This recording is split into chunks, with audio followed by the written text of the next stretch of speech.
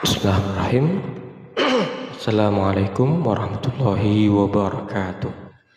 Saudaraku muslimin dan muslimat dimanapun berada, alhamdulillah wassalatu wassalamu ala rasulillah amma ba'dah. Mari ngaji hadis Nabi Muhammad SAW pada kesempatan yang berbahagia ini, jadi tentang zakat dan sedekah, masih tema yang sama dengan fokus pembahasan pagi hari ini adalah tentang larangan beliau Rasulullah SAW untuk memberikan zakat dan sedekah kepada orang yang sehat dan kuat bekerja. Ya, sebagai pengantar sebelum saya bacakan hadis tentang larangan berikan sedekah untuk orang yang sehat dan kuat bekerja, bahwasanya pengangguran atau orang-orang usia produktif yang tidak bekerja ini hendaknya didorong untuk bekerja, untuk produktif, bisa menghasilkan apa yang menjadi kebutuhan. Sering kita mendengarkan bahwasanya hendaklah kita memakan apa yang kita tanam dan menanam apa yang kita makan.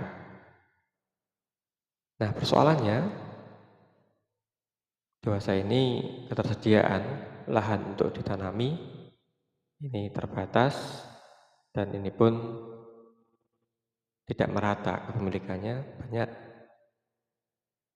kelompok produktif yang tidak memiliki sesuatu untuk ditanami ataupun sawah, lahan, sehingga mereka akhirnya menganggur.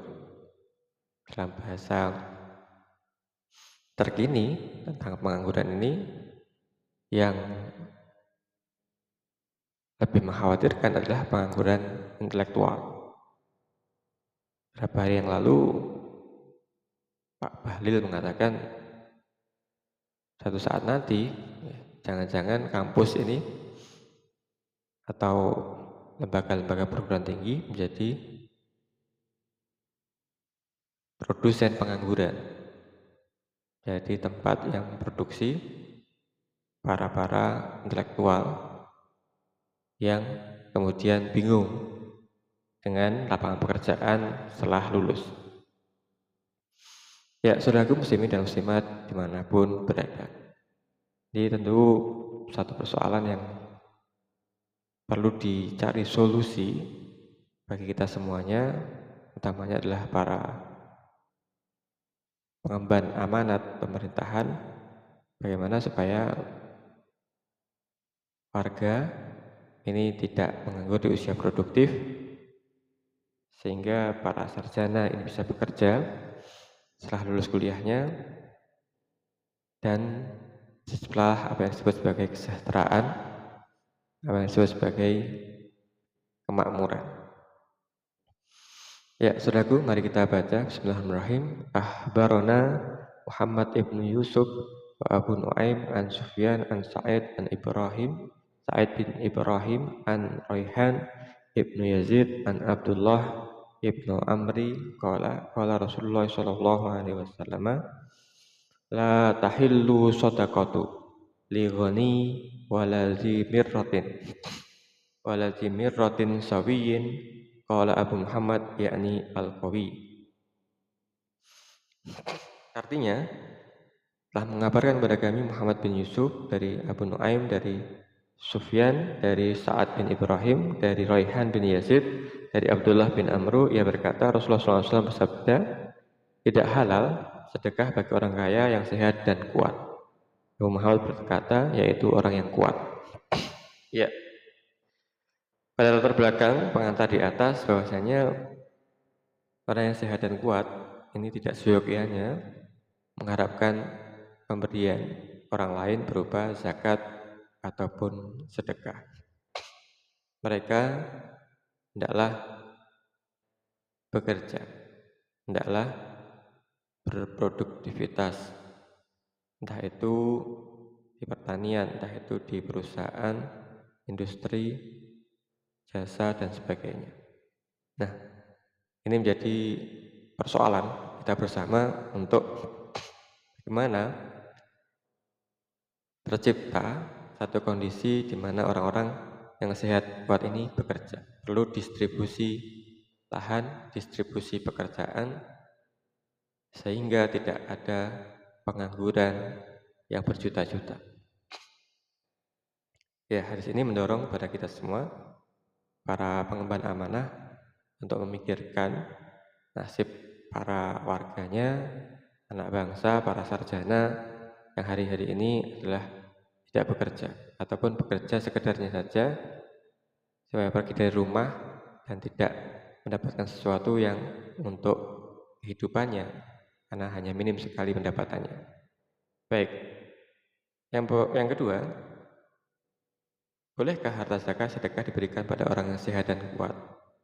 Benar, la tahillu, tidak dihalalkan as-shadaqatu li qawiyin lil ghani wala zi miratin. Tidaklah dihalalkan sedekah itu untuk orang yang kaya dan orang yang kuat bekerja. Sedekah itu atau zakat itu hanya untuk fuqara wal masakin. Nah, permasalahannya ini ketemunya di sini. Kalau seorang yang kuat dan sehat, kuat bekerja, tapi dia kondisinya fakir miskin. Nah, ini berarti boleh gitu. Karena tidak bekerja, karena nganggur, tidak punya apa-apa untuk kehidupannya. Kemudian ya, kalau dia tidak mendapatkan harta zakat sedekah, dia bisa meninggal, bisa meninggal. Ini fakir miskin inilah yang menjadi standar utama, bukan kuat bekerjanya, bukan sehatnya, tapi kondisi ekonomiannya, kondisi keuangannya, yakni sedang fakir, sedang miskin. Didorong bekerja iya, tapi lapangan pekerja perlu kita perhatikan. Adakah lapangan pekerjaan atau bagian-bagian pekerjaan yang bisa dikerjakan sehingga menghasilkan? Ini pemikiran kita bersama. Yang ketiga, tegas Rasulullah SAW bersabda, la tahillu shadaqatu li ghaniyin wala zimiratin sawiyin.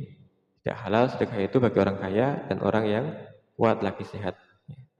Yang ketiga, orang kuat sehat adalah fisiknya, yang mungkin kan dia untuk bekerja. Sedangkan yang dimaksud orang sehat adalah orang yang anggota badannya normal, sempurna, dan tidak sedang sakit. Yang keempat, Rasulullah SAW bersabda, barang siapa yang mempunyai kelebihan tenaga, maka hendaklah ia berikan pada orang yang tidak memiliki tenaga. Barang siapa mempunyai kelebihan bekal, maka hendaklah ia memberikan kepada orang yang tidak mempunyai bekal. Ini prinsip distribusi Rasulullah SAW ini sudah sangat jelas. Jadi siapa yang berlebih, ini berikan pada siapa yang kurang. Entah itu tenaganya, entah itu pikirannya, syukur-syukur sampai hartanya. Ini sebagaimana masyarakat Madinah pada waktu itu berbagi lahan, berbagi rumah, berbagi pekerjaan dengan kaum muhajirin dari Mekah, sehingga terciptalah satu kebersamaan, gotong royong yang luar biasa. Lanjutnya Rasulullah SAW yang kelima menunjukkan macam benda sebagaimana yang tersebut, sehingga kami tidak menjumpai seorang pun di antara kami yang punya kelebihan hak. Jadi langsung diterapkan hadis ini. Jadi ketika Rasulullah SAW bersabda, la tahillu shadaqatun li ghaniyin zimiratin li ghaniyin qawiyin dimrah. Jadi berbagi dalam hal ini penting. Berbagi pendapatan, berbagi pekerjaan, berbagi lahan, berbagi segala sesuatunya, sehingga tidak ada lagi istilahnya kemiskinan yang dibiarkan, pengangguran yang diterlantarkan, dan hal-hal lain yang menyebabkan jadinya satu ketimpangan, ketidaksejahteraan, kemiskinan, kemelaratan, dan sebagainya, dan sebagainya. Ya, inilah indahnya agama Islam, saudaraku, muslimin dan muslimat dimanapun berada. Senantiasa mendorong kita untuk menjadi sehat, kuat, sejahtera, rajin bekerja, tidak berpangku tangan, hanya mengharapkan sedekah dari para orang kaya, ataupun zakat, ya.